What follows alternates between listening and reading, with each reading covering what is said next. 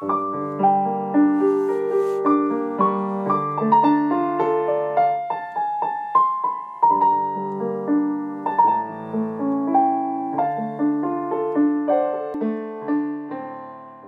19 ans et demi.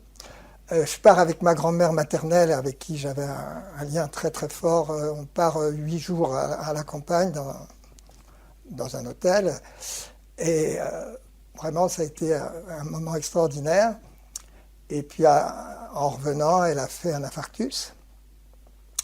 Il faut dire qu'au mois de mars, donc là c'était en juin, mais au mois de mars, je rêve que ma grand-mère décède, mais qu'on me la prend par téléphone. Donc comme elle travaillait encore à 69 ans, je l'appelle, parce qu'elle n'avait pas le téléphone chez elle, mais je l'appelle à son... En mars? En mars. Suite au rêve? Suite au rêve. Parce que ce rêve était tellement fort oui, que... oui. Ah oui. Oh, mais ça va, enfin voilà. Bon, donc je suis rassuré. Après, on part donc au mois de mai. Là, elle fait cet infarctus. Elle reste chez elle. Je vais la voir chez elle. Elle m'avait offert une belle veste. Elle a dit, mon Dieu, que je puisse encore gâter mes petits-enfants, quoi. Et puis, 3 jours après, j'arrive chez moi. Elle est chez mes parents. Ils l'ont amenée là. Mon père me prend à part. Il me dit, ben voilà, elle va mourir. Mais alors moi... Ma grand-mère est éternelle, quoi. Et je ne connaissais pas du tout les autres mondes. Elle était dans la chambre d'à côté. Et j'ai mis un mouchoir sur la bouche pour pas que... Enfin, je disais pas mon Dieu à l'époque, mais je disais, faut pas qu'elle m'entende pleurer. J'ai hurlé toute la nuit. Et le matin, elle était mieux, elle était assise dans le lit. Je suis allé la voir. Et elle m'a dit, t'es beau, t'es jeune. Et puis, c'est des dernières paroles. Je suis parti chez ma femme, ma future femme. Ouais. On était fiancés à l'époque déjà. Vous n'aviez pas d'appartement à vous? Non, ben là, chez vos parents respectifs. Était chacun chez ses parents à l'époque.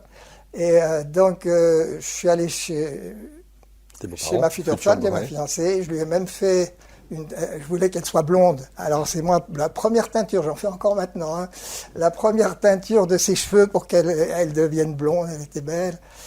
J'aimais bien les cheveux blonds. Et le soir, donc je vais téléphoner quand même chez mes parents, pas tranquille, à 5 heures.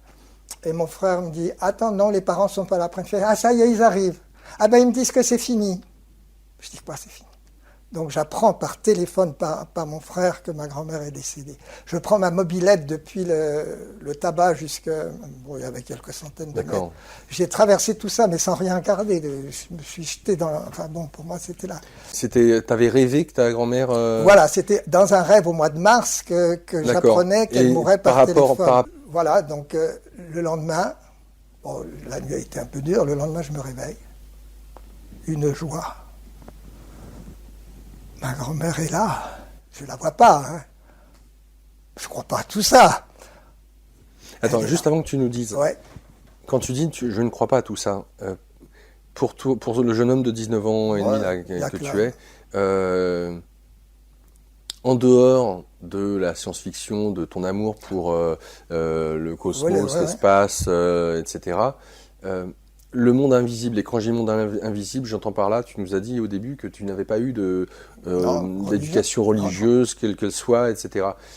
La conception que tu as avant ça, juste avant ça, c'est quoi? La mort, la vie, ça existe après vie, ou Dieu ou pas? Enfin, peut-être que, enfin, est-ce que tu es ouvert ou alors non, ça c'est... Non, c'est la science qui m'enseigne ce qu'il y a, et voilà, et on... Donc pour toi, une fois qu'on meurt, il n'y a plus rien? Et donc, non, moi, je n'avais pas de... J'avais la vision, voilà. Bah, t'étais athée? Ouais, je me disais... Ou agnostique? Je savais même pas, je connaissais pas ces mots-là, j'y pensais même pas.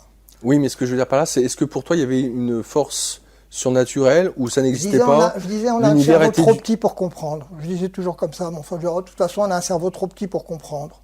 Voilà, je ne me posais pas de questions, vraiment. Bon. D'accord, ok. Donc pour toi, l'univers, il n'y avait pas de raison à l'explication de l'univers. Je croyais aux extraterrestres, voilà, c'était ça, oui, mais pas...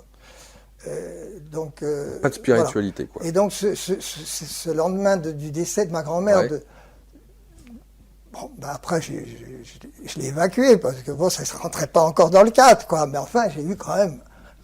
comment on peut, avec la souffrance que j'avais, avoir cette joie et dire ma grand-mère est vivante, parce que je me suis vraiment dit, hein, qu'est-ce que c'est ce truc-là, et puis voilà. Bon.